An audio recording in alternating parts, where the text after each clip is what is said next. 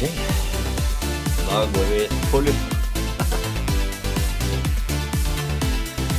Okay. Let's do this. It's me, Ken-Erik, and the late adopter for the very first time, and we are actually trying out something new. I hope it works. No technical difficulties. Already technical difficulties. Just a second. That's okay. No, we're fine. Wait. 3, 2, 1. There we go. We live. Me as well. Wow. Cool. I hope it works well now. I hope it works well. Hello, KRYPTOVALUTA. How you guys doing? We are doing okay. We got even people in the chat already. And there's one thing I forgot to do before we start, but I can do it now. So, Ken. Yeah. I'm gonna introduce you in a second to my audience. If you just give me a second, just so I can tell people about the stream. Let's pump the stream. Yeah. Because I'm not sure if notifications are going out for the stream. I hope they do. You see, and the moderators are already bullying me already because I put you on the wrong side again. But it will sort itself out as soon as the late adopter shares his magical TA bombastic. This is the very first time I'm doing a live stream with anybody, so I'm sorry about the technical difficulties, but that's life. Yeah, that's that. What is it called? Learning by trying and failing, and the more you fail, you better you get at it. Something like that. Yeah. Wow, we got people from Trondheim. We got people from Turkey here now. Wow. There we go. Plant. What's up? We're all good. We're all good. We are floating on technical difficulties. There we go. We are go for launch. I'm ready. Okay. So guys, okay. I can introduce the guy that you'll see on the screen right now. This is Ken from KRYPTOVALUTA Norge. So the way I met this guy, or the way I heard about this guy, is here in Norway. There was this newspaper, local newspaper, that was writing about him. And I was like, hey man, I know this guy. Ken actually, I think it's a funny story, so he can maybe tell the story. He bought a broken cup for 1,000 Bitcoin. When was it? What year was that? It was late 2010. Late 2010, he broke a broken cup for 1,000 Bitcoin. So everybody heard about guy that bought. Everybody heard about guy that bought 2 pizzas for 10,000 Bitcoin. Right? This is the guy that bought broken cup for 1,000 Bitcoin. So he's been around, for a very, very long time. He knows all kind of fundamentals. He's very, very into the NFT space and DeFi, anything that has to do with crypto. He's also a moderator on Facebook, biggest Facebook, Norwegian crypto page, right? KRYPTOVALUTA Norge yes as well. So Ken, without further ado, tell us the story about the cup. You can start with that. Okay. Thank you so much for fantastic introduction and for allowing me to and my community to join your community and your space on YouTube. So the story about the cup. Let's go to the fundamentals. So back in the days, there was a huge raid on different websites that got hacked. And the reason why it got hacked is because it has a lousy hashing algorithm on how they store the passwords on the website. And there were a few guys. I was on how can I say it? Let's say that it was just a bunch of curious guys that we were like together in like a mailing list. What's the thing? And the IR milk, what is called back in the days. And then this guy says, oh, there's something called SHA-256. And for those who don't know, SHA-256 is like the fundamental and what makes Bitcoin Bitcoin so secure, among other things. So we were like, oh, so if we have just discovered a faulty hashing algorithm, perhaps this one is faulty as well. So we just went to this website. SourceForge is called back in the days. Today you can compare it with GitHub, and we downloaded this fancy piece of software, which was lousy and very buggy. It was called Bitcoin Core. And you have in your Windows menu today, you have like file options, and an option, you have a box, you can tick it off, like generate new coins. Wow, that's cool. So we did that.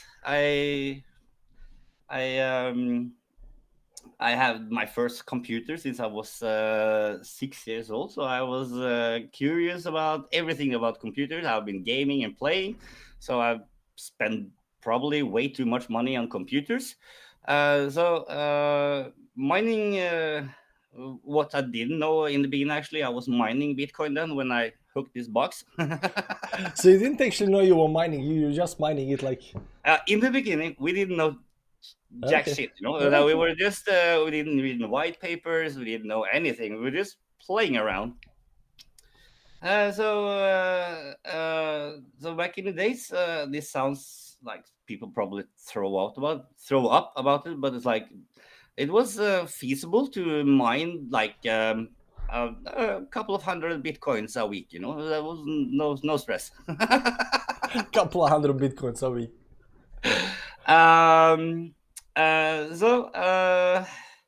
And then we had this pizza guy, we read about this software on a Bitcoin talk. It was a discussion forum. And then there was this guy, he announced that he was hungry, apparently. Yeah, and he was hungry for a couple of pizza, and nobody wanted to send him any Bitcoin for pizza. And then a couple of days later, he posted again, like, is my offering too low? It's like, this is supposed to be the next payment solution, for the world, which we believed at the time. And we didn't believe, actually, it was what we were told. It was just so experimental, Yeah. And the software were crashing, and we were, a lot of people were actually quite annoyed of this stupid software. And then this guy suddenly got his pizza. He posted a picture along with his kid, and I thought, what a stupid idiot.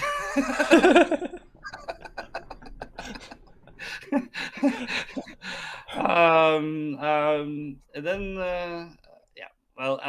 long story short, the reason why he did this was because Bitcoin didn't have any fundamental value at the point. Of course. It was just like entering a number on the calculator.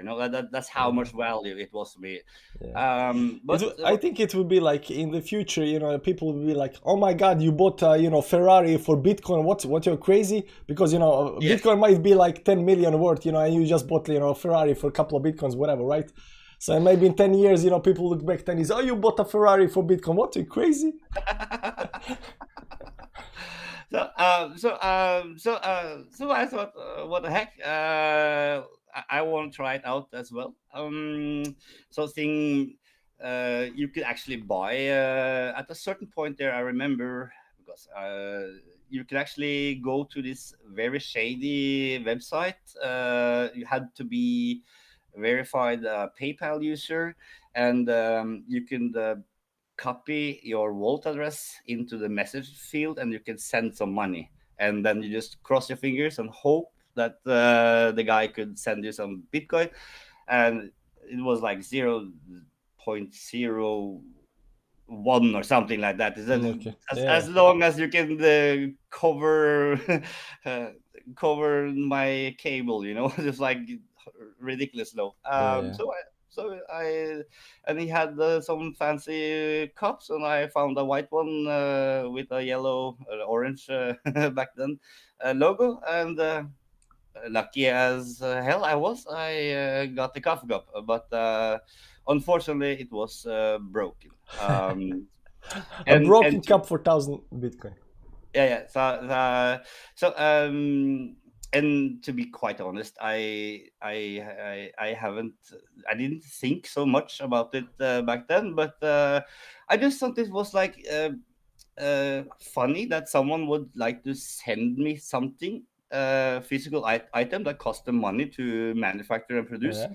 And basically all I had done is letting my gaming computer having this source for program open. And then but it's, for me it was a very good thing that I actually got this broken cough cup, because if it hadn't been for that, I probably would have put the whole thing away. It wouldn't have any value. Then I started to investigate. Then I started to read the white paper, and then I got so fascinated over, let's say, what's called the consensus mechanism of Bitcoin. I didn't realize at the beginning. I heard about, let's say, cash and stuff like that, and those guys got arrested for creating. Then I got very fascinated because wow, even though if Bitcoin not succeed with this peer-to-peer payment, this is like we actually got a thing here, and that is the consensus mechanism. You can actually send a message to, let's say, one guy, and the whole network will know that I have sent that message, and the message is signed, so the receiver and all the other guys, they can mathematically check that it's actually me. Yeah. So that was the big thing that, Satoshi saw, like double spending problem with Bitcoin, and that's why we have all of this new industry called crypto. There is one, the central plan is asking a question that it fits to ask right now. Who do you think Satoshi is? Because you've been there like way back, so who do you think Satoshi is? Yeah. Here I had to load up your. It's fine. Yeah. There have been a huge debate about that, and so my personal opinion. Unfortunately, we are never able to talk to Satoshi Nakamoto. Because he died in 2014, and his name was Halfing. You think it was Halfing? Yeah. Oh, okay. I don't want to make too much noise about it, because here there are guys still living today, and they are still rambling around in court and saying that there are. We know about the guy. Yeah. So nobody forgotten and nobody mentioned, but that guy have still not proven to the crypto community that he is, and he could easily have done it so easily. He's a fraud, man. He's a fraud. Yeah. So the guy we're talking about is Craig Wright from Bitcoin SV, the creator of Bitcoin SV, who forked Bitcoin SV. Now, Craig Wright, as his track record is so bad, is so full of holes, and he was there probably, by the time when Bitcoin was created, but he was not creator of Bitcoin, that's for sure. Because there are a lot of reasons why I can say something. Make an accusation like this, and that is so first off, Finn, he was the first to receive the transaction, and there was some development in at SwordForge around the Bitcoin core, and it's amazing that every time there was an issue in the Bitcoin Talk forum, and as soon as Finn had seen this and made a comment to it, it got fixed very quickly. His activity around Bitcoin coincidence with his death. So that's why I believe so. Okay. Well, there are a lot of good reasons for why he should be, he is Satoshi or not. I don't know. Personally, I have absolutely zero clue. The only thing I know, it is very, very hard to believe that Craig Satoshi is Satoshi. Not Craig Satoshi, Craig Wright is Satoshi. It's very hard to believe that, but anybody else could have been for my part. But I know, with a high degree of certainty that Craig Wright is not Satoshi. Yeah. Anyways, what about later up to how? So there are plenty of guys here in KRYPTOVALUTA Norge. They are so curious. Who are you really? And how did you end up in this crypto space? Well, without going too far back, because we don't have to go back to 2010 or something like that. I was running this business and I figured out I'm never gonna get rich. This was back in 2017. Mm-hmm. And I was like, okay, so what can I do to get, really rich, and I figured like, business people, they do stocks, that's, all the richest people are stocks. So I tried, trading stocks and stuff like that, and that failed pretty quickly. But I heard about Bitcoin, and I haven't heard about Bitcoin before then. So I gotta be honest, I haven't heard about Bitcoin, but around summer, when Bitcoin was going steadily towards up, so I heard about Bitcoin. So, I started, I actually think I actually heard about it long before on a forum, but I never took it seriously. So I think I heard about it before, but I was just like glimpsing, just, moved on. So I never heard about it. So, in 2017, I heard about Bitcoin, and then I was, instead of, investing in stocks, I started, looking at Bitcoin, and it was going straight up. So of course, what you do, you wait, and you buy it up, as everybody else, right? So on the top, it goes at how it has to go. It goes down, and I tried to hold and tried to researching about cryptocurrencies and stuff like that, right? And I bought this and I bought that, but everything went down.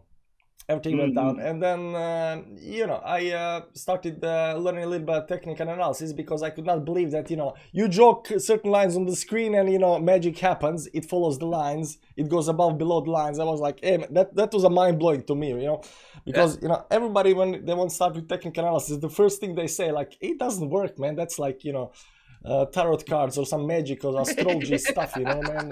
You crazy guys, it doesn't work. So the first thing I did, I was the guy that didn't believe it. Like, are you crazy? You just draw some, and I was calling it meme lines for a very long time. I still call it meme lines, but you just draw some meme lines on the screen, and you think it's gonna, that's some kind of sport or resist or whatever. But after a while, you start, slowly drawing lines on the screen and yourself, and the first time you draw a triangle, and then you see the, price go exactly inside the triangle, when it gets extended, and you see the line, bouncing between the support and resistance of the triangle. I mean, that's when my mind was blown the first time. So I continue doing technical analysis, and I'm very interested in that. And did you take some course, or there's no course for this. There's a lot of YouTube videos for it. I think there is maybe some kind of course for technical analysis, but there is none.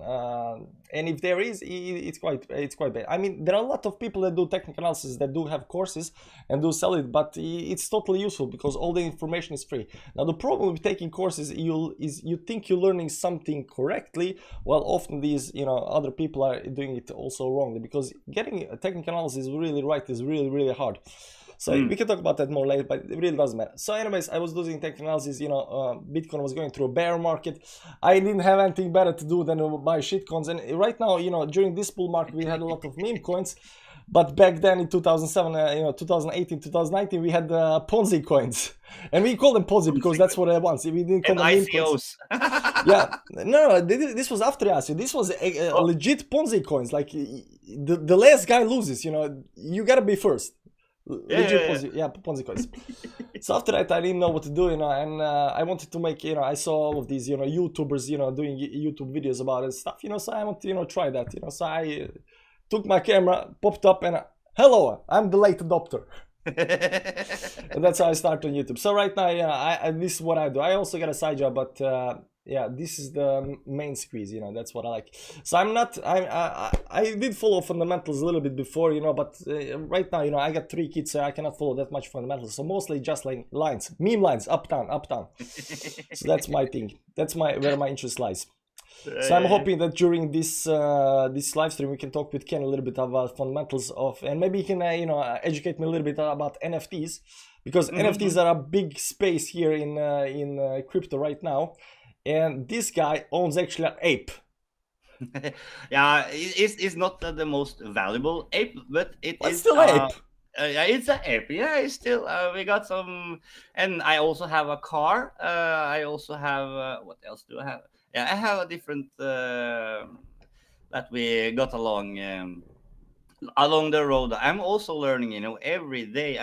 It's and that's so fun about the cryptocurrency community. You learn something new every day. And there is something to learn every day, because you know technology moves so fast. You know, this is like a it's like it grows 2 times faster than internet, and internet that was pretty fast here in Norway, at least. Yeah. So this was also one of the reasons why I switched from stocks to, you know, crypto, is because, you know, in stocks a small dip can last, you know, 6 months plus, you know, to a year. You know, let's not talk about bear market. Bear markets a year after year after year. Like a bear market in the stocks can last for 10 years, right? Long bear markets, but here like dip right back up again, right? You know, it goes so much faster, so much faster. So Yeah, so to just like so to explain about NFTs. yeah. I will just I'm not sure how hard I'm gonna go on you guys, but I'm gonna try to do this gentle. I don't know. 100%. At least here in Norway, when I was a kid, we had those small glass balls that we had a competition. We were like in the schoolyard, and we were throwing these glass balls, and we had to knock out the other glass balls. And if you manage to do that, you can win more glass balls. I don't know the English. Klinkekuler, yeah. Yeah. I don't know English.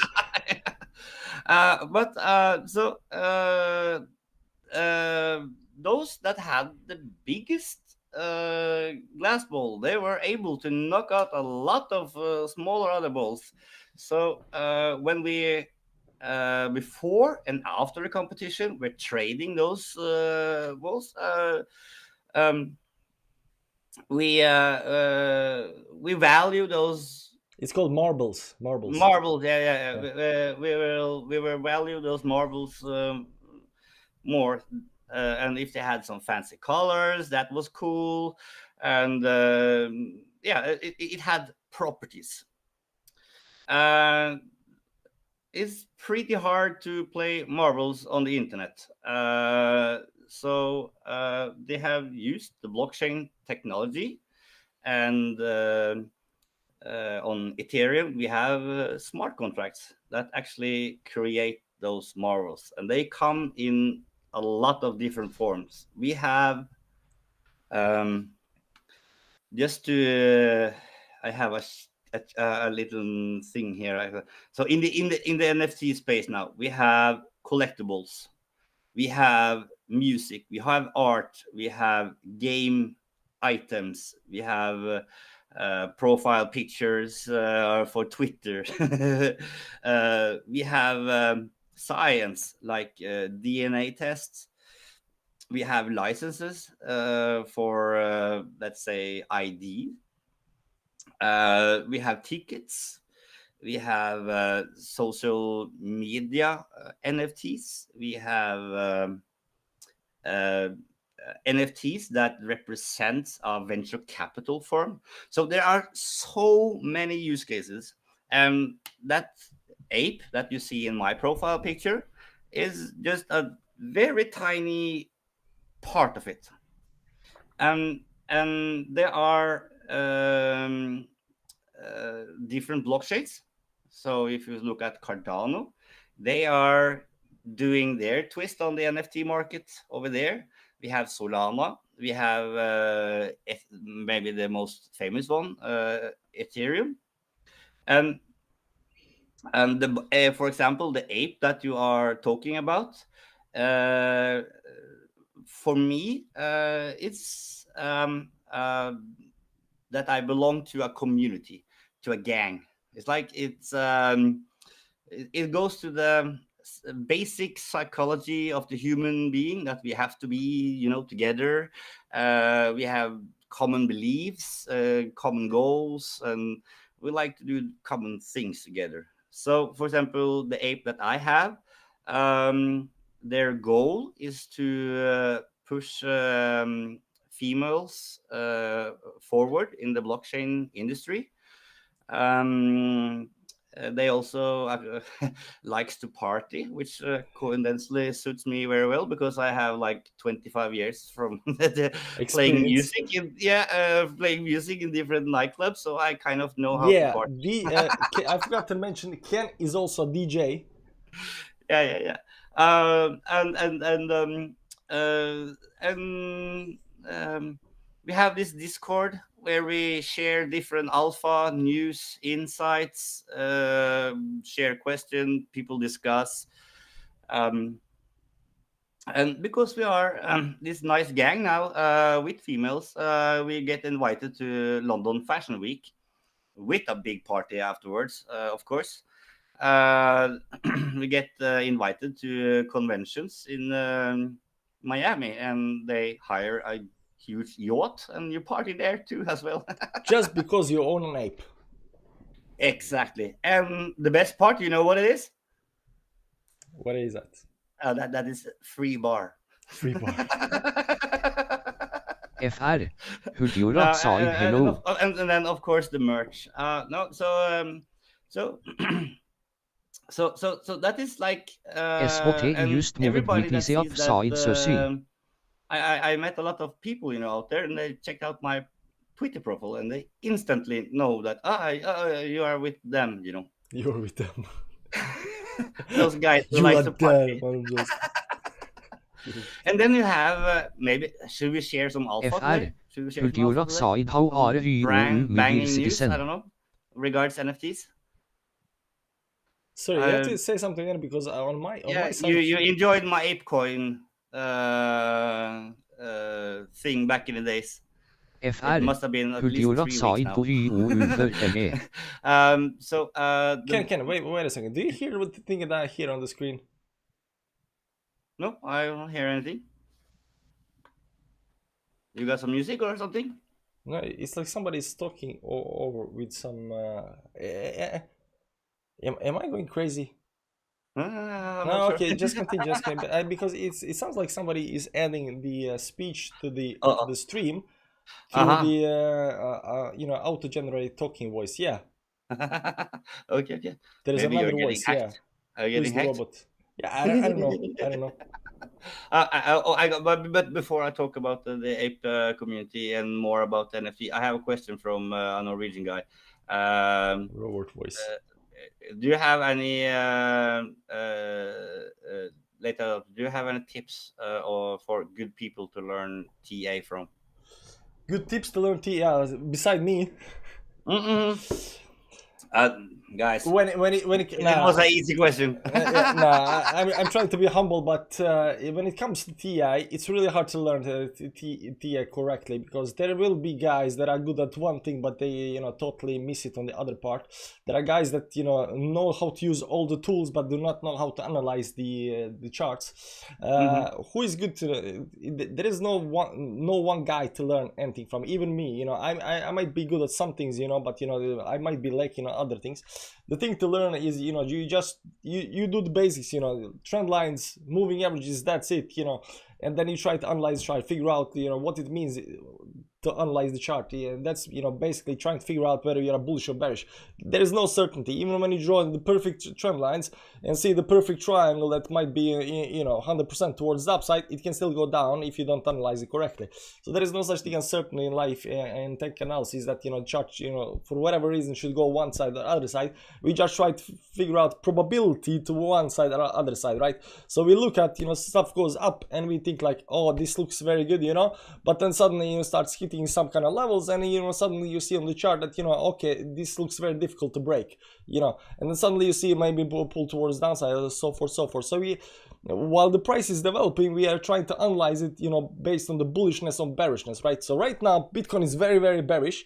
I don't know if you've been following my channel for the last couple of days, but we've been calling emergency live streams and emergency streams over here, saying that he's gonna go to some kind of 24,000, and everybody's like, no way that can happen. So even I am not convinced. This is like one of the first time that I'm trying to call some kind of bottom levels on something, but there are several reasons for that. But basically we know that it's the price is bearish, meaning that price should move towards downside until it finds some kind of bottom, and recovers. But when is that gonna come? When if that's gonna be right now, it's going to be at 23, 24, we do not know. But learning TI is, it takes a lot of practice. Like I have been, ever since I started in,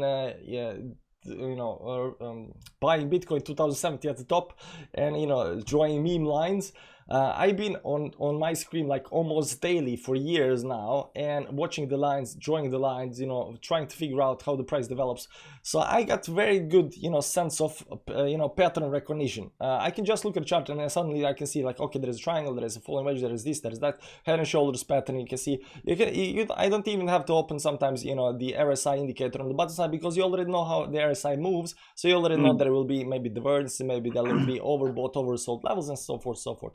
So learning technical analysis is not, just finding one guy that does it right. Like, you gotta look at a lot of people, you gotta look at a lot of charts all the time. You gotta have a special interest for that. It's not enough just, open chart when you need it and just draw a couple of lines and think you know what you're doing. You're probably gonna maybe draw decent lines, and, you might get it right. But it's really, really hard to figure out, which side is gonna go. And a lot of that comes from experience, from, trying and failing. And I failed a lot. I can tell you that right now.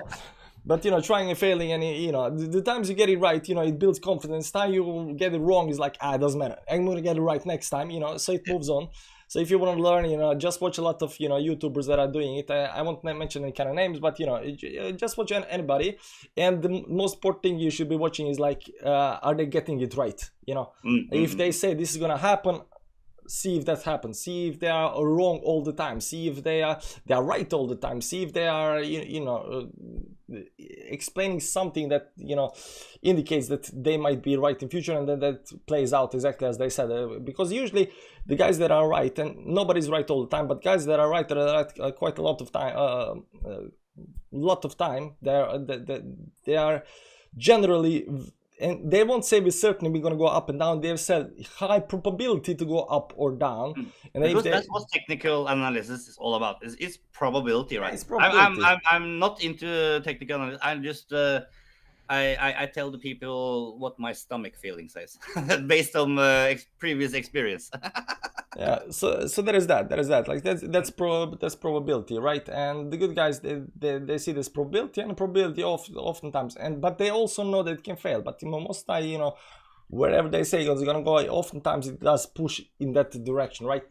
So basically, a lot of experience, a lot of late nights up until 4 5 a.m. in the morning. Then you go to bed when everybody wakes up, and stuff like that, right?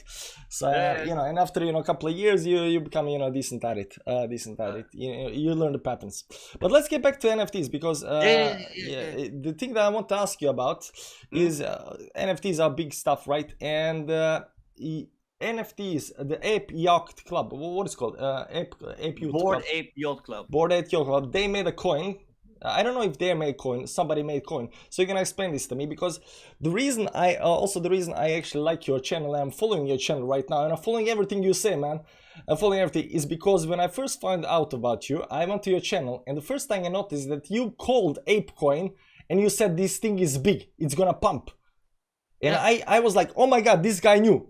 That was my first thought, and it pumped big time. So tell us, how did you know, that ApeCoin is gonna pump? It's like, gonna be big. It's similar to you looking at Fibonacci. There are some certain level and some certain threshold, and it's in the same way you have in the NFT world.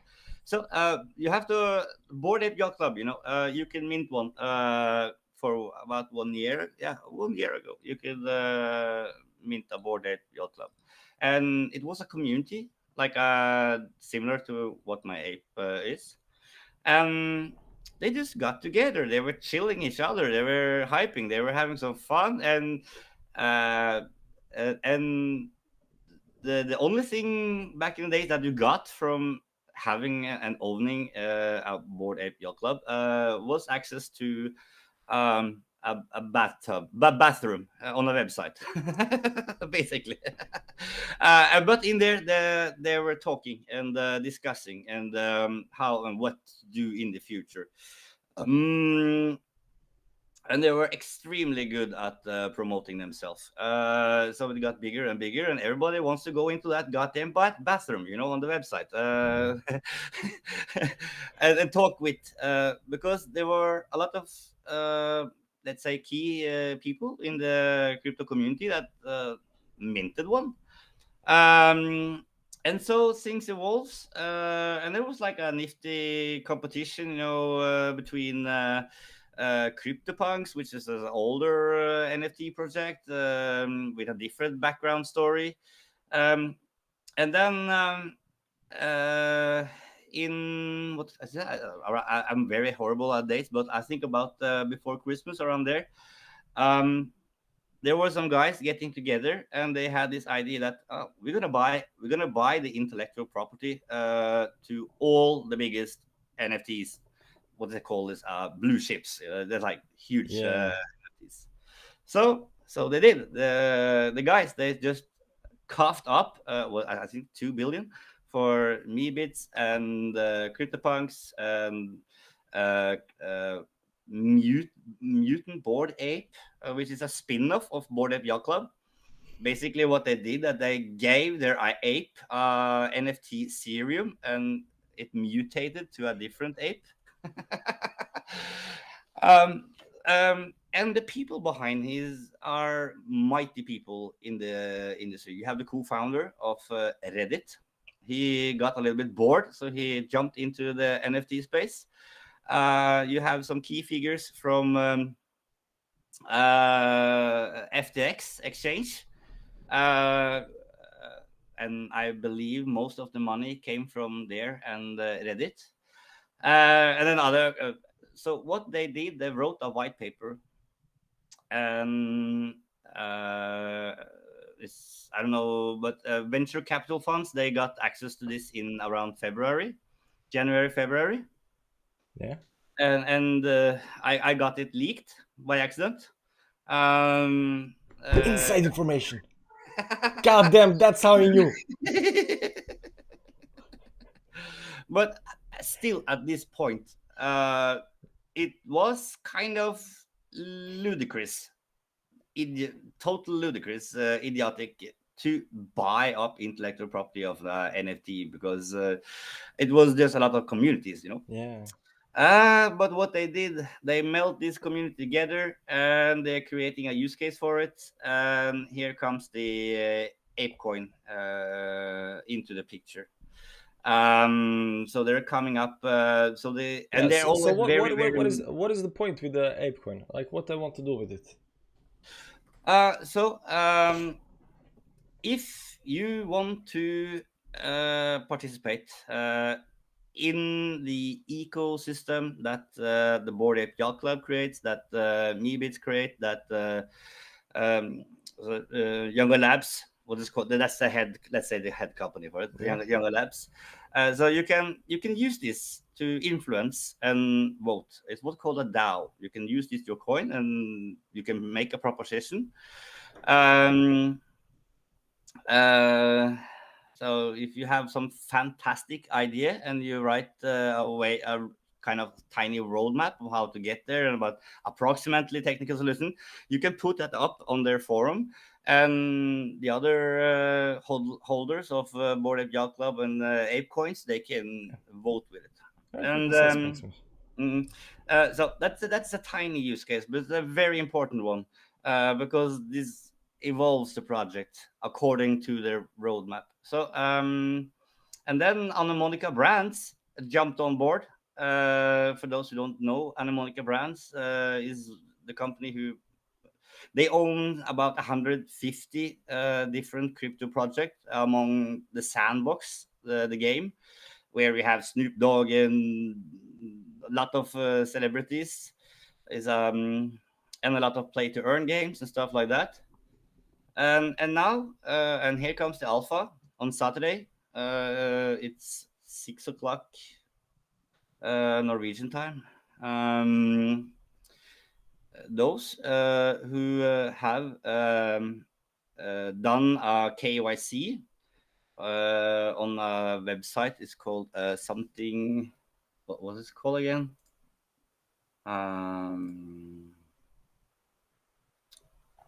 Oh my god, my brain is hurt. So on something. Oh my god! It's anyways. I think it's too late to do it anyway. So, but anyway, on this website, other side XYZ.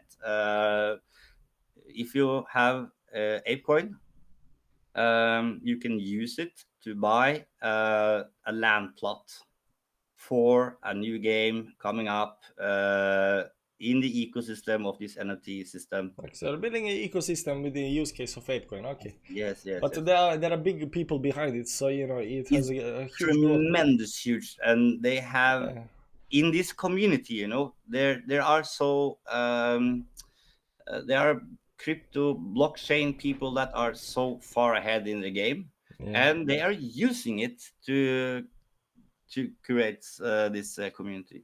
Yeah, so that's what I see. You know, Ken expertise and experience coming to life is because he knows this kind of stuff. I don't, I always say I got 3 kids. I got life beside. I don't wanna use too much time on other things because TA takes already too much time watching the charts. If I did anything else beside that, my wife would go crazy. So that's why I think having somebody like Ken, and listening to and hearing what he's his research about certain stuff, condensed research about certain stuff, it makes you a little bit smarter, because the guy does indeed can notice, what's good and what's not, where the money flows, kind of stuff, right? So, not seeing ApeCoin, not seeing these people behind, going behind the ApeCoin and starting it, and stuff like that. That's big because I didn't hear about ApeCoin until it was like $10 or something like that. Put all the way up. So I'm not gonna call the top of ApeCoin, but I think it has a lot of do because they're gonna be 2 land sales now, and it's gonna those land plots are if you read the white paper, read the information that will come on the website, you will see it. It will generate income from resources on the land plot. Okay. And you will also get airdropped. Someone will get airdropped the new NFT in the ecosystem, and you can only imagine. They created Bored Ape Yacht Club. They created the Bored Ape Mutant Ape. They created Bored Ape Kennel Club.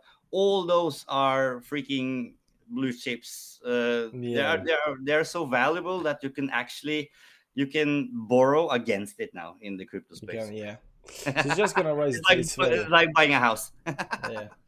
I see. But let's go a little back. When NFT started, I always tell people like I understand. You instantly understand what NFT is. Everybody says, "Oh, it's just a JPEG," but it's not just a JPEG. Like you can sense it like in the way that like I said, in any kind of game, any kind of item. You can buy that item. It's yours item. They cannot delete the item. You have properties of that item in that game forever and ever until you sell it and so forth. So that I can wrap my head around. What I could not wrap my head around. I'm trying to wrap my head around that right now. But what I could not wrap my head around is why are these ApeCoins and these not ApeCoins, but why these NFTs are being sold for such a big mess of money right now. And people said, oh, NFTs are gonna go down, but nothing is going down.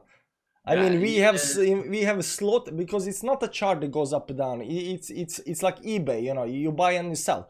But the thing, and out of that information, that data, they try to figure out whether the coins are being popular or not. And there might definitely be some kind of slower times than and some more bullish and euphoric times. But overall, the way I see it, there is no crash in the NFTs space. Yeah, I mean, how we gonna crash, you know, some images on some game? I mean, that's totally different, right? But also these images that are being sold for millions and millions, you know, they're not crashing either, because as long, you know, because tomorrow can somebody come and buy your image for, you know, 2 millions, and, you know, again, price is up there, right? So can you explain to me the reasoning behind why are some of these NFTs being sold for so much money? Yeah, let's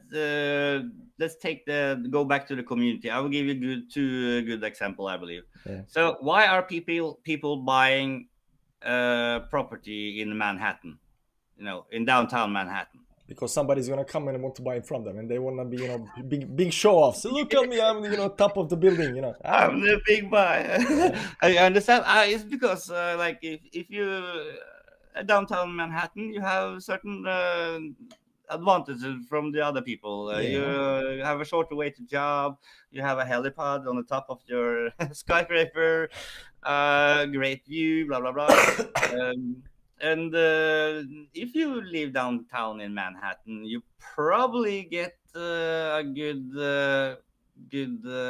Amex card, you know. I'm just giving you. So that is why one reason why the Bored Ape are so popular, because you are able to join the community and get the news, you get the information instantly. That's how you get the leaked white paper for ApeCoin. You understand? That's valuable. That's valuable. Okay. And then another type of liquid of NFTs. So if you are out in the DeFi space and being a liquidity provider on a decentralized exchange, so if you provide liquidity now on Uniswap 3, you actually get an NFT. Yeah. That is a certificate that you have put, let's say, $100,000 for this and $100,000 for that coin, you know. And before, if I wanted to, let's say, hand this liquidity over to you, I had to sell both pair. I got exposed for impairment loss, and then I had to send it to your wallet and pay gas fee a lot. Now I can just take this NFT. It represents a certain amount of liquidity in the liquidity pool, and I can just transfer the token to your wallet, and all those funds put into liquidity are giving to you. And so, what is the value of this NFT? Well, certainly, if you have, let's say, you do 2 pairs USDC and DAI, this is pegged to dollar, you know. Yeah. But it generates, let's say, a week $50. I'm just saying a number, you know. So basically, I'm selling to you an JPEG that generates $50 a week. That also has value. That also has value. Okay. I can definitely see that.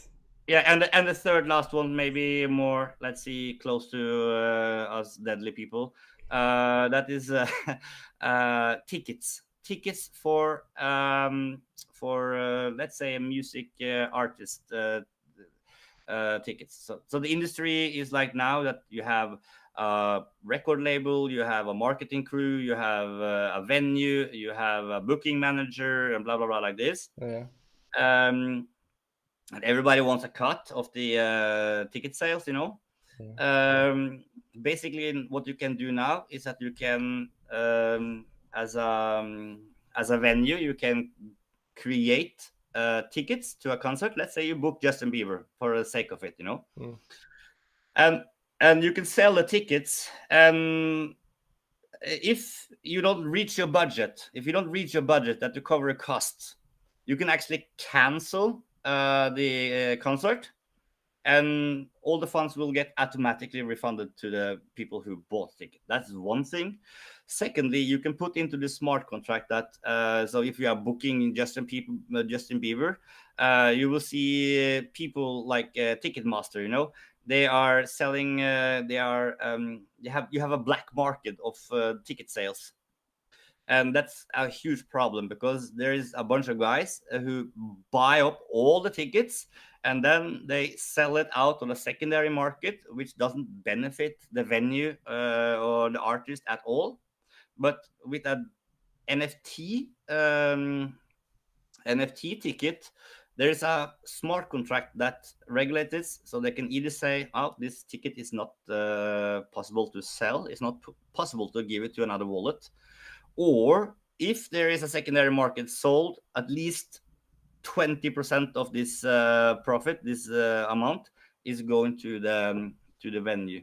Yeah. And on top of that, it's impossible to create fake tickets. Yeah, that sounds all good, and I can definitely see that. But I was hoping we were gonna get into money laundering and money laundering and art, but it's okay. I accept the answer. I definitely see the big. Of course. I definitely see the big use case of NFTs and the value in them, and especially I like the thing that you talk about. You are part of the community, and you get all kind of goodies when you actually own an ape. Because I hear all the time about the moon. He owns an ape.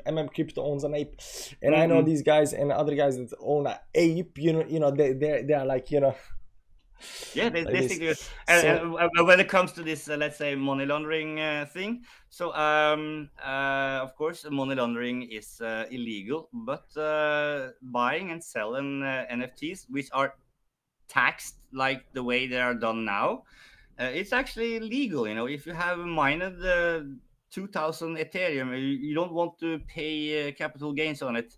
Okay, so buy an NFT for it instead. That is very, very expensive, and you get it deducted from your income tax. There's heaps up. Wow, you got some really cool guys in your chat. Yeah, they want to know. They want to know certain stuff. So maybe we can take a couple of questions from the chat. Yeah, let me see. Where are I write? And I have some people in mind as well. I actually got 2 chats. Is asked about the land in the game, the alpha game. Where can he buy it? The site. What's it called? Then you have to go to my Twitter profile, and you will see all the information available out there now. Okay, so guys, go to his Twitter profile to find about the game. And there is another good question. Any other NFT project that right now has great potential? Wow. So,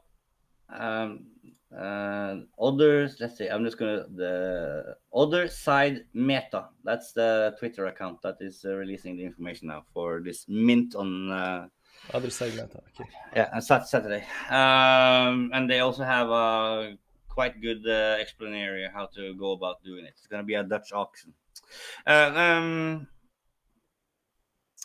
So me personally now, I think that the NFT space evolving at Cardano now, there are a lot of good projects popping up there, and they have, let's say, more feasible prices to get into, because on Ethereum now you're seeing project minting cost 2.5 Ethereum is ridiculous. Yeah. Yeah. But that also, but minting price also gives some kind of value to the starting price of the NFT. Exactly, but you have to also understand that the minting price is also what funds the project, unless it's a rug. Okay. So the money goes to the smart contract that mints your NFT, and it's the contract owner who has access to those funds. Okay. There is so much fun going on Cardano. It might get a little bit technical, but on Cardano you have the possibility to do what's called side chains. There are NFT projects writing their white papers now that will utilize NFTs on side chains chain on Cardano. So I won't go and say that and for now, that project is awesome. You have to get one.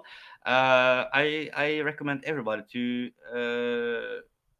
do their own research, because I don't know, late adopter, what community you like to hang around. I don't know if it's what kind of liquidity pair. I don't have any allegiance to anything. Literally Yeah, nothing. but you have I to follow the understand. money.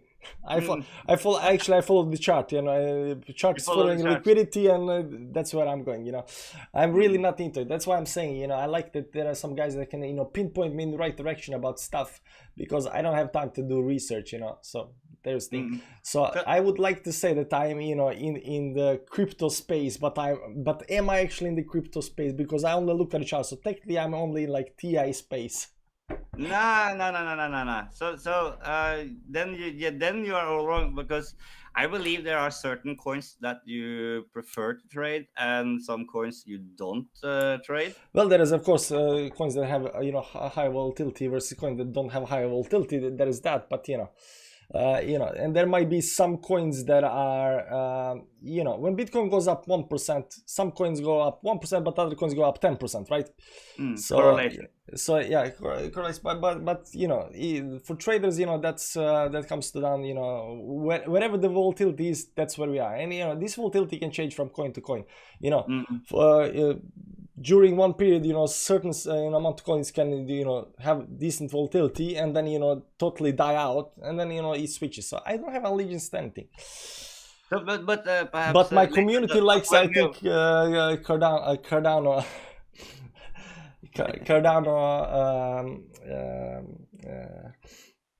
Cardano space. Yeah. But by the way, when we come back to TA and trading and stuff like that, maybe you can help me out a little bit, because yeah, you want to talk about the bot you're making. Yeah, because I have I might put myself a little bit underwater, but I have started this project in our community along with the Norwegian exchange, that we have a trading competition going on, and we're gonna set up a bot, and there's gonna be a competition there, and we have the trading pairs is Bitcoin, Ethereum, Cardano, which I have decided for my strategy, and basically what I need to tell this bot is like, what kind of market condition are we in? Are we in a downtrend? Are we in the sideways moving trend? And in the future, you were talking about levels. We have the possibility to stop the bot and change strategy down the line. Can you let's roughly give me a little bit help, so I can so I don't get beaten too bad? Yeah, but before I do that, can you tell a little bit more about this bot? Is it bot you guys are programming for this competition, or what is it? Yeah, so you will find a lot of information on KRYPTOVALUTA Norge and the YouTube channel. But basically, what I can say is there is a trading bot called Margin. It's a client which has something you install on your computer, so you don't sell your information to third parties and stuff like that. Okay. And it's talking directly to the exchange. And there is a Norwegian exchange called nbx.com. And this trading bot is one of the oldest. I mean, really oldest. It was created back in 2014. So that's why we went along this road. Okay, I'll share my screen. I'll tell you what I think about the coins. But you know, we talked a little bit before, and you know what I said. You know what I said about. Let's see here. Share. And I have to change this right now, like this over here, so people can see my stuff. There we go. Yeah. So you want to know about Bitcoin, Ethereum, and Cardano, what kind of trend they are in. So the first thing we're gonna go over here on the daily. I don't know. Do you know how often your bot trades? Does it trade every hour? Does it trade every day once? Does it trade like 200 trades per day? So I can set the amount of trade it does So I can make it go down all the way to 5 minutes or 1 minute Yeah, short. because But I'm not going there. I'm thinking maybe maximum looking at 30-minute chart and 4-hour chart. maximum or minimum? Minimum, sorry, Okay, minimum minimum 4 30 hours. minutes and Yeah. maximum 4-hour chart. Okay, That's my basic idea. yeah. So the thing with your basic idea, the 4-hour chart and the 30 chart, they change too quickly. So the trend that you find on the 30-minute chart and the 4-hour chart, they change you way too quickly. And over here we can see, for example, the latest right now we are in a downtrend over here. Although we did break a little bit downtrend, the downtrend still continues. So when it comes to trend lines, it's very easy. You find all of these pivot points on top side up here. Pivot points, and then you try just to draw the line. Imagine you have a plank on top of it. You're just trying to make it fit on all of as many points as you can get, right?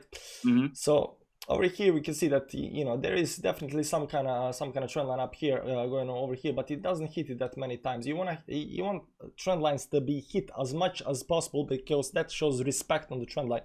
So you can see down here, maybe down here is something a little bit better trend line. Although the trend, I like the way you say that. It shows respect for a trend line. I like it. Yeah. So we are looking for the respect when we are drawing the lines. We are looking for where how much is it getting hit, and it is totally normal and perfectly fine to drawing trend lines through the trend. Often people think that you have to take the wicks on the top, but that's not the case. Doesn't really matter. But this trend over here that's been going on since 29th March, and right now it's almost a month times. So this trend over here, it's been going in 2-3 phases. The first phase is down here, where it was going a little slower, and then over here it decreased the speed towards downside. So there is a secondary trend line right over here going something like this up here. Secondary trend line. So you can see right now over here it increases the speed towards the downside. So just because we already had established one trend line over here, it increased speed towards downside. Here we broke that trend over here, we retest that trend, and we continue going towards the upside. So this trend over here got broken over here. So this trend lasted from 6th April all the way to 18th April, so almost 2 weeks or something like that. So you can see on the 4-hourly time frame, you can already see that the trends can change pretty quickly. This is like 2 weeks trend, right? And it will continue going towards the upside, but it hit this large, the start of this trend up here, over here, hit some kind of resistance up here, it got rejected by that, went down, and it hit it up here as well. So this bigger trend line over here on the 4-hour time frame is still in full effect. But you can see that we have a lot of these candles up here, and technically we got too many candles to be drawing on this chart over here on 4-hourly. So that's why we always go use time frames and try to make the zoom in and zoom out, because it's easier to see.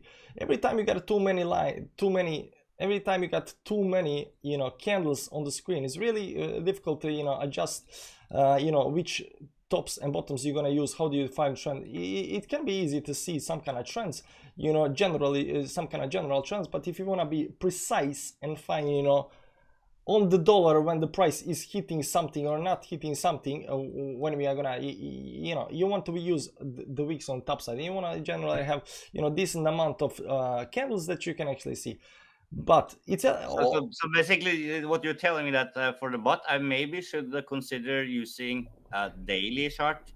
So I avoid because if you use small time frames, you gotta change the trend way too often. That's the thing. Okay, so over here you can see that we start having one trend over here, and of course there was also support line down here. We had one trend, and we changed the trend towards downside, and we don't actually know.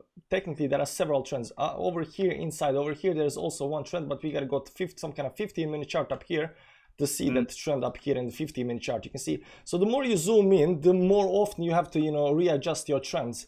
So which makes the entire thing very difficult, right? And then after this move towards downside, there is another trend up here, right? There's big trend, but oftentimes you start having this pulls to the downside.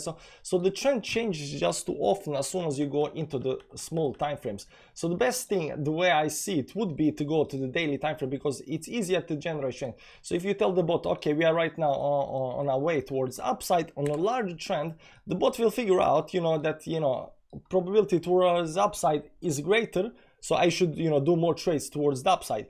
And it's a lot easier to follow the trends, because on the daily time frame, and especially the weekly time frame, very important levels, because on the weekly time frame, number one, although you can lose a lot of money when it goes against the trend over here, especially if you do small trades and stuff like that. So you know, you have to see how but generally weekly time frames do tend to, you know, run for trends run for a lot longer. This over here ran from November all the way up to the January, you know, so you know, you get a couple of months up here where the trend actually runs towards downside. So right now I wouldn't suggest 4 hours, because I think the trend just changes too much, and depends on how precise do you want to be, right? But oftentimes you don't have to be very precise when it comes to trends and bots. If you just want to tell them, you know, the direction is going, you just you know, you just see some kind of you know, well, you just see some kind of pivot points up here, pivot point. All of these are pivot points, pivot point, and these are the most important. All of this is, you know, if you just want to get the general trend, it's very easy. All of these are pivot points up here, all of these are pivot points. So any kind of all of these three together, all of these three on the downside. So when drawing any kind of trend, you can see these pivot points, and you can just wait. And you can just draw the line. You know, you can immediately see it down here that, you know, it was following that and tried to go up, then here broke the trend, continue towards the upside. So it's very easy to, you know, draw certain trends on the chart very easily by looking only on the pivot points without actually doing anything, you know, very precise. But you just want to find the trend, then it's all about these trend lines. You don't have to look at the moving averages or anything like that. It's just about trend lines. It's just about it's so cool that you just draw something that would probably take me a whole day in 30 seconds.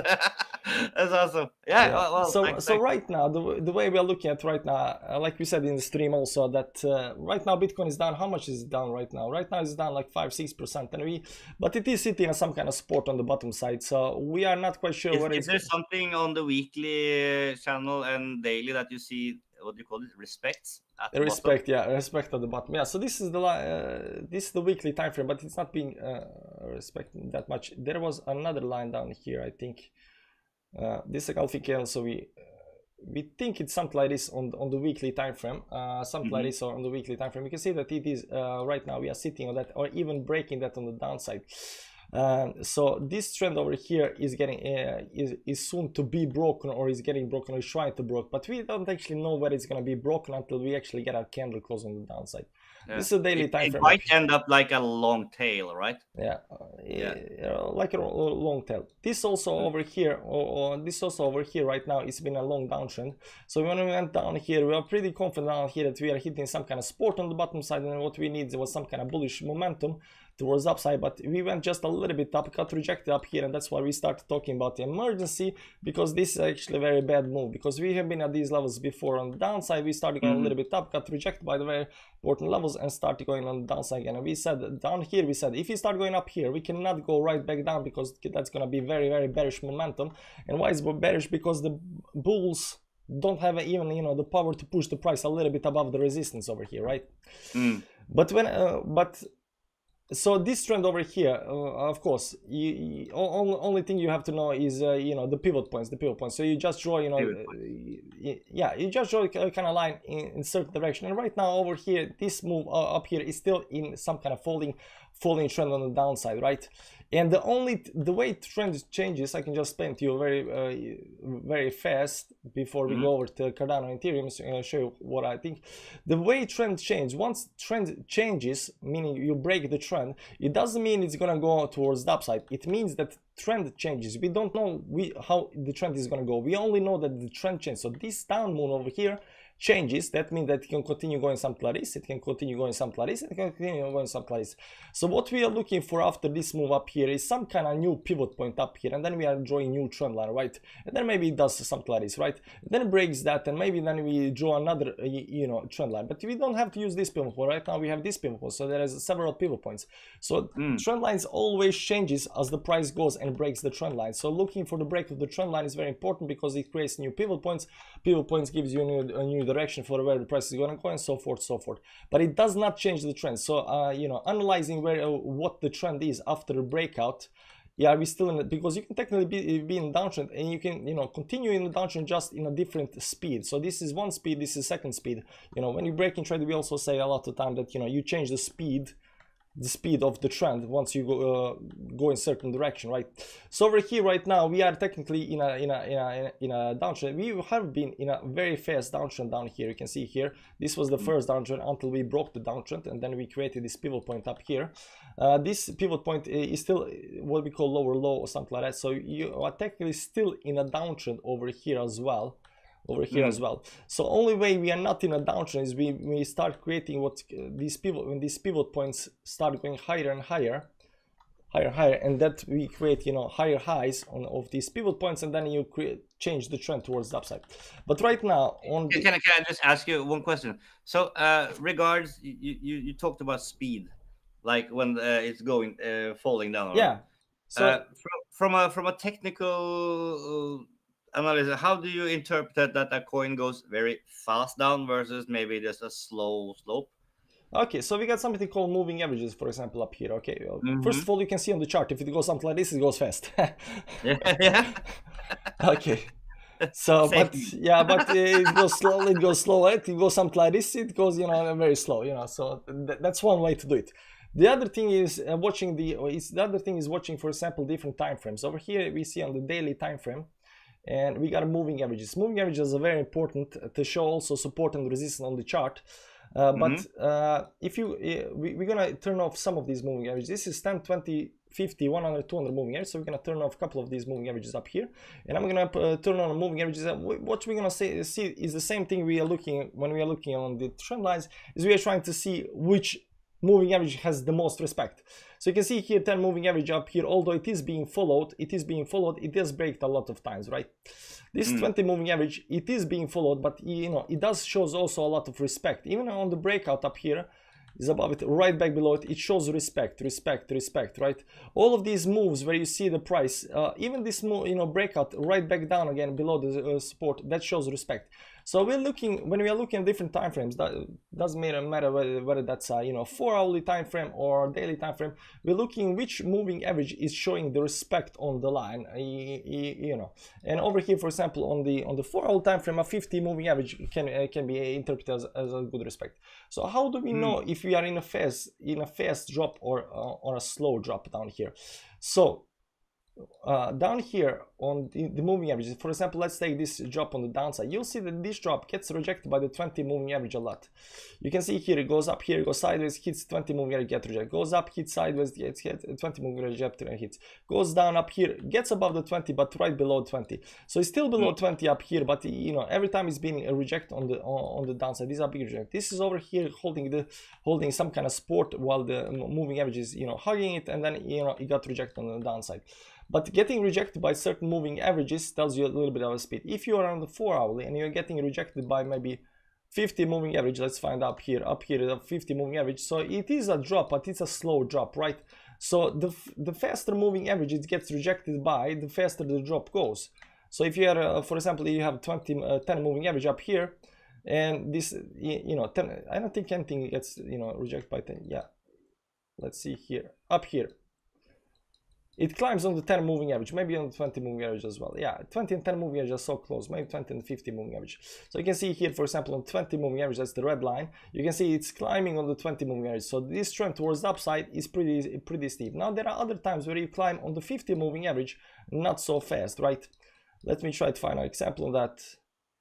Maybe down here. So you can see here, this move towards the upside up here is climbing this red line, this 20 moving average. So this is a pretty steep climb towards the downside. But you can see here this drop on the downside is hitting this 50 moving average all the time, right? So the drop down here is not as fast as this, you know, climb up here on 20 moving average. So this went a lot faster towards the upside, and this going slowly towards the downside because this 20 moving average, so forth, so forth. Now this is, again, this is one way to, you know, find the trend. So on the daily time frame, we got certain moving averages up here, and if you just look at, for example, 200 moving average, it's very hard to, you know, figure out the trend out of the 200 moving averages. 100 moving average can tell you, you know, once you are below it, it can tell you that you are, you know, in some kind of, you know, downtrend, or you're a little bit bearish.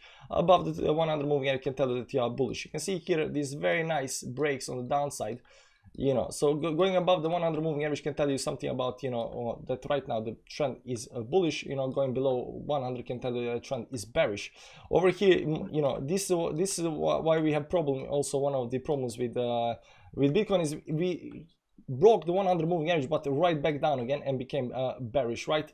And over here tried to get up and got rejected again, and right now again on the downside, going on the downside.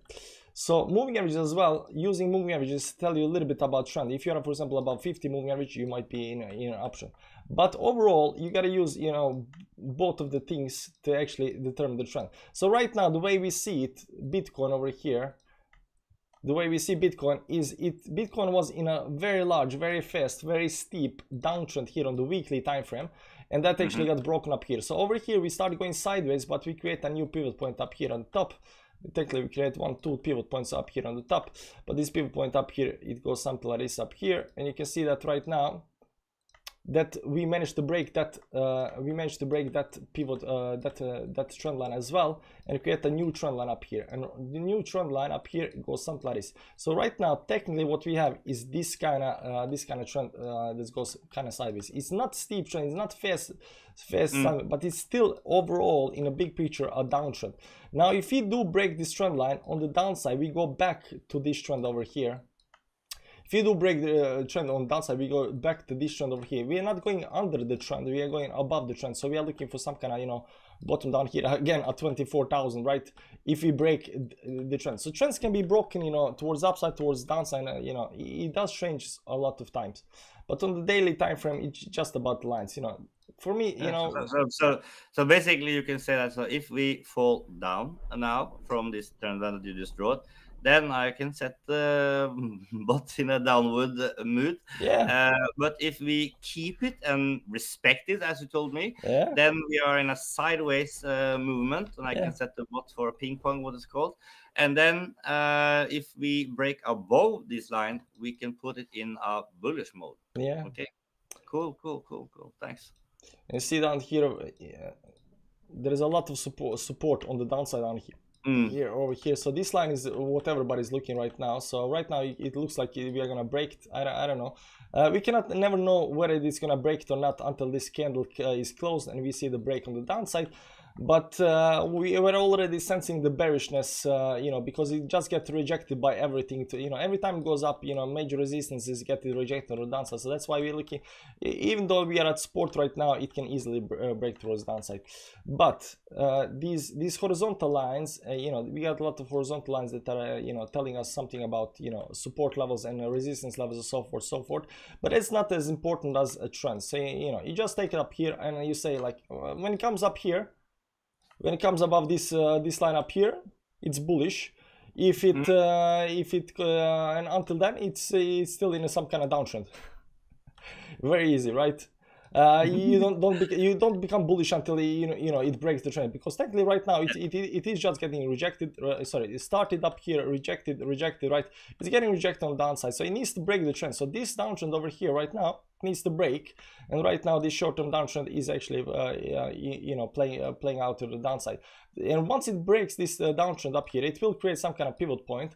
That pivot point will be some kind of line up here, and you know, we'll see if it goes something like that, or maybe it breaks that resistance as well, that, you know, that secondary trend towards upside, continues towards upside, and then, you know, we go to 100,000. But right now, short term up here, we are definitely in some kind of downtrend, and that downtrend is got rejected over here. So we are pretty much confident. And down here there was also a very important level of support that's right now being broken on the downside as well. So everything right now points in downward direction. That's Bitcoin. So let me just do quickly on the Ethereum and the Cardano as well, and you'll see that these three coins are very correlated with each other. Sometimes they are not, but you know, these major moves are usually very correlated. So short term up here, you can see here that we are in the short term. This everything was on daily time frame, and on the daily time frame, this still looks like a downtrend, right? Rejection, it still goes down. So until we do some move above the line up here, nothing is gonna happen. It's just gonna continue bleeding on the downside. Every time it tries to go up, it might get rejected or not. Bigger trends up here as well.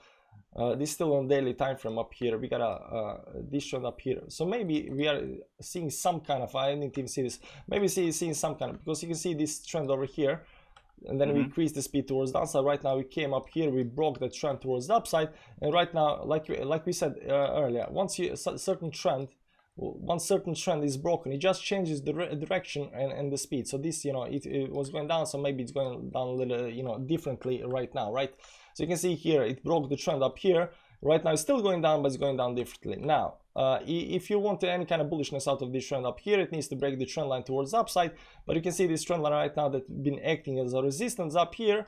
If you break it on downside, it's going to be acting as but right now it's acting as a support, but if you break it, it's going to act as a resistance again. So, you know, breaking the trend lines, that this happens very often, especially if you look at 30 minutes and 4 hourly time frame, because you cannot find the trend on the 30 and 4 hourly time frames. If you just want to, you know, program the bot and let it run, then you know, you gotta figure out, you know, long-term moves, and then tell the bot buy sell. So I have this guy, Mr. Fighter, in my chat here at KRYPTOVALUTA. He said 5 red candles on the weekly on Bitcoin. Last time this happened was in 2018, and not even the Corona dip did this. Are you considering stuff like that? Yes, when you yes, are... of course, yes, exactly. So what he's talking about here is 5 candles, 1, 2, 3, 4, 5 candles. So this is only statistically probability that we are going to get a green candle. We definitely got supported down here. We are still talking about this support, and, you know, although it is emergency and we are thinking, you know, price might go down, this is still some kind of support on the downside down here. We also got horizontal supports right below us up here. We got a really good support on the downside. There is also certain trend lines up here that are indicating very nice support on the downside down here. So, you know, right now we are testing that support level. Now, also considering that we had like 1, 2, 3, 4, 5 red candles in a row, you know, statistically speaking, a green candle must happen. Now, this is not... yeah, but it's like roulette, huh? You put it on the red, god damn it, got losing the 5 times. You have to hit... Yeah, it is true, it is true. There is something to it, but we do not know, because you can get a 6 and a 7, and then on 8 you get the thing. But statistically, the probability increases the more you get, because, you know, if you look at statistically over the, you know, history of Bitcoin, you see that this doesn't happen that often. One of the times that I said, you know, Bitcoin has to go up, for example, was down here, and you'll see here on the weekly time frame, monthly time frame, where is it? Monthly time frame, 1, 2, 3, 4, 5, 6. We had 6 months in red, and this I don't think this has ever happened before. I don't remember quite. But when I'm going down here, you know, we are calling for some kind of green candle just based on statistics that it, you know, it has to go up like 6 months, you know, 6 months candle in a row. Yeah. Do something. Yeah, do something. Yes. So there is definitely something to it, but it's not, you know, because we know that, you know, statistics, schmatistics, or whatever it's called. I don't know. Yeah, but you know, statistically, probability is high for a green candle, but this isn't roulette or mathematics. You know, it's a human emotion, so you can definitely get another couple of tools and then say, yeah, but statistically now it's, you know, we should get a green candle. So there's something there, but, you know, it's not very. The most important thing, like we said, is trend lines. Trend lines are the most important thing in to seeing where the trend goes, and the way you do that is just looking at these pivot points. Like wherever you find these pivot points, you know, it's very easy to draw any kind of line, and then you see where the trend. And once that trend breaks, this line is still in effect. Once trend breaks, you need to keep this line down here, because later it might go something like this, and then it might fall down, you know, below some line. This line will right now act as a resistance, because support, because over here it was acting as a resistance, but right now that's going back down, it's gonna act support. So resistance line, support lines, you know, once you have a resistance line, you break that, it acts as support, and so forth, you know, vice versa. So right now Bitcoin is a downtrend, and Ethereum is a downtrend over here as well, but you can see here it is also just like Bitcoin sitting on some kind of support on the downside.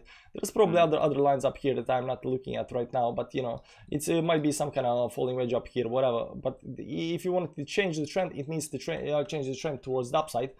Right now, if it you know, breaks this on downside, it might increase speed towards downside, create a new steeper trend on the downside.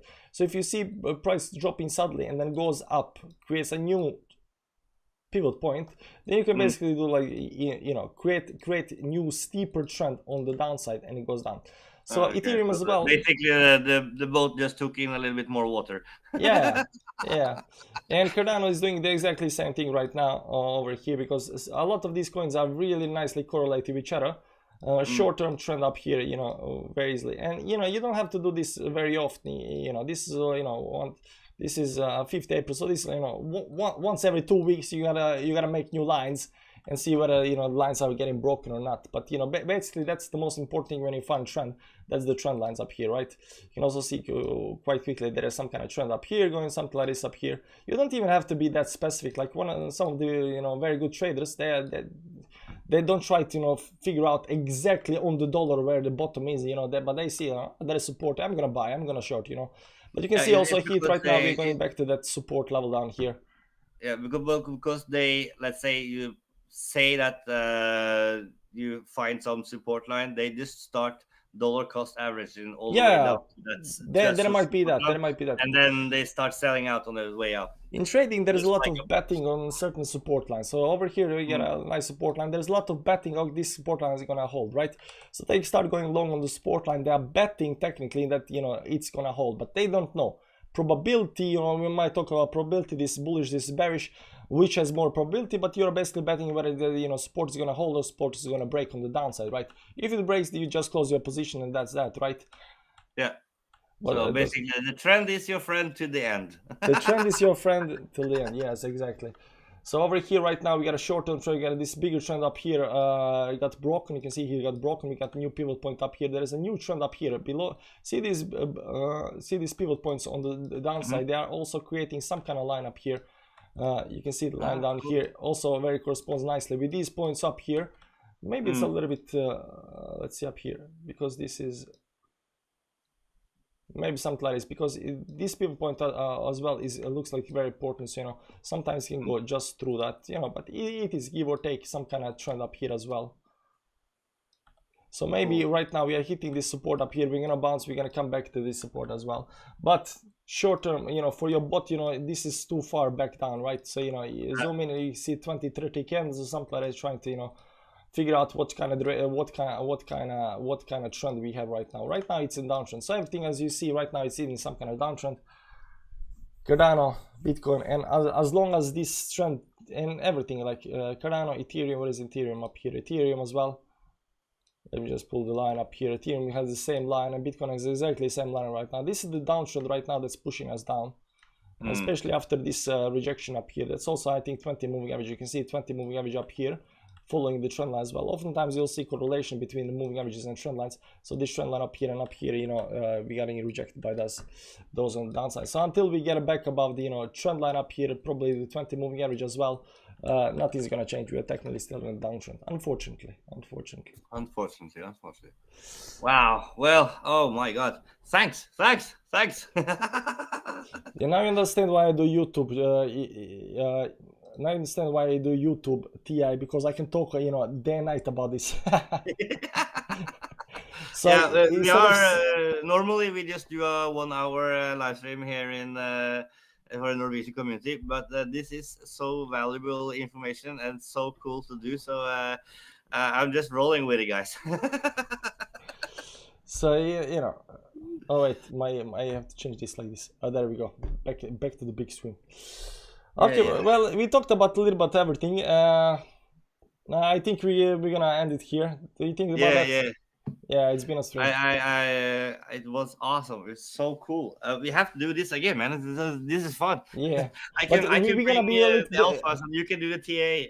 Yeah, but we're gonna be a little. Next time we do collaboration, we're gonna do a specific topics. So you know, because right now we are all kind of all over the place. So we're gonna find something to talk to. We're gonna talk about that for 30 minutes, and that's gonna be it. You know, because that's what people like. You know. Right now it's all over the place, but it's good. You know, it's first time. You know, it's my first time. I lost my virginity on the stream right now.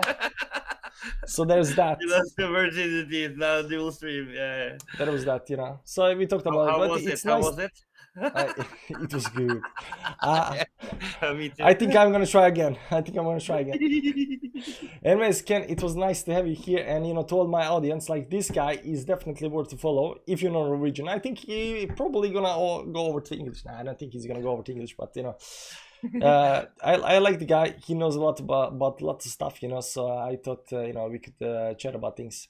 Yeah, and for you guys in the KRYPTOVALUTA Norge, our community, we had just a awesome good demonstration of TA here. It's like this guy's on fire when it comes to drawing trend lines and looking at moving averages. It's so cool. I'm not even close to do like that. It's okay. That's why we fulfill each other. You tell me what coin is good, and I'll tell you which direction it goes. Yeah. Oh, that's a good plan, man. I like it already. There we go. You know, I got my skills. You got your skills. You know, because a company is never a one guy. You know, company is like 1,000 different people, not 1,000 different things. You know, that's how the company grows. That said, Ken, thanks you for stopping by. Yeah, and thank you, the late adopter, and for letting me in on your community that we got there in the chat. I am looking at the comments all the way, and there's a lively, cool gang going on there, having a good time, and thank you so much. And I hope to see you soon on the live stream.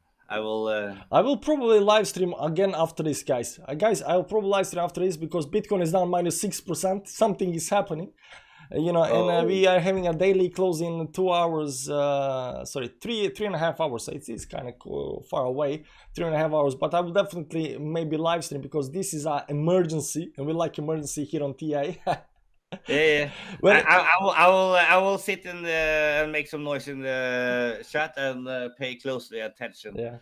So, Ken, you guys can find Ken. There is a link down below for his YouTube channel. He's also on Twitter as well. So do check him out. And thanks everybody for joining in and watching the show. This was fun. Thank you. Take care, guys. Bye-bye. Bye-bye. I don't have a stop button, so I'm just gonna end it abruptly. Bye, guys. I have a nice outro and it's muted. Okay, guys, if you want to see outro, go to Ken's stream down there because here there is no outro. Okay, bye-bye, guys.